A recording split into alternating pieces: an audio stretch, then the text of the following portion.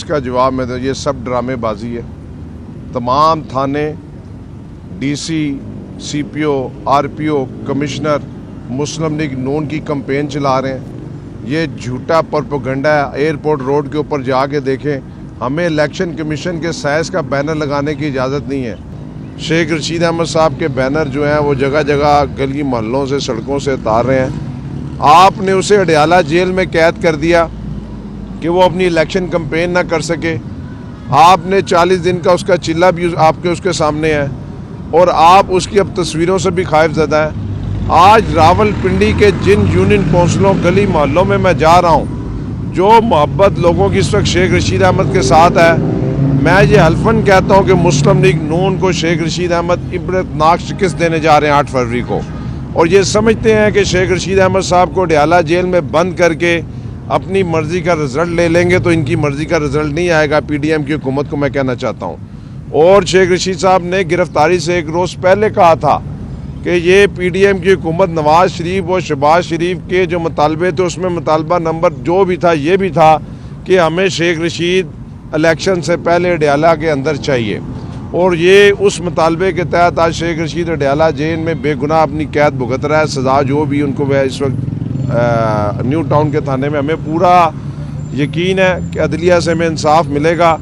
लेकिन मैं आपसे, मीडिया से भी दरख्वास्त करना चाहता हूँ कि आप भी शेख रशीद अहमद साहब के लिए आवाज़ उठाएं। ये कैसे हो सकता है कि एक हल्के का कैंडिडेट जो 8 दफ़ा मेंबर कौमी असम्बली रहा हो, 17 दफ़ा वफाकी वज़ीर रहा हो और उस पर सिंगल टेडी पैनी की करप्शन का कोई केस ना हो, उस पर कोई एफिड्रीन का केस ना हो, उस पर किसी कब्ज़े का केस ना हो, उस पर एक ही केस है कि वो हक और सच के साथ खड़ा है, अपने दोस्त की दोस्ती निभा रहा है और जेल से भी वो ये कहता है कि मैं खून के आखिरी कतरे तक रावलपिंडी वालों के साथ वफा करूँगा।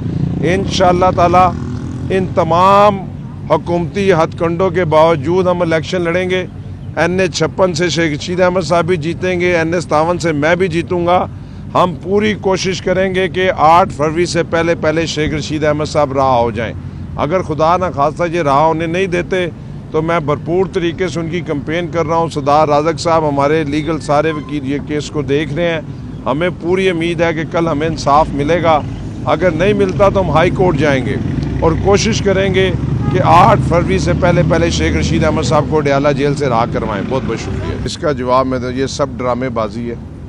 तमाम थाने, डीसी, सीपीओ, आरपीओ, कमिश्नर मुस्लिम लीग नून की कैंपेन चला रहे हैं। ये झूठा प्रोपेगेंडा है। एयरपोर्ट रोड के ऊपर जाके देखें, हमें इलेक्शन कमीशन के साइज का बैनर लगाने की इजाज़त नहीं है। इनके पास हराम का माल है। इन्होंने बिल्डिंगें क्या, पूरे जो खंबे हैं वो अपने वो जो बैनर है उससे जो इलेक्शन कमीशन का साइज उससे भरा हुआ है। ये सब झूठ है। इनको अवाम में कोई रिलीफ मिल रहा, अवाम इनसे खुश नहीं है।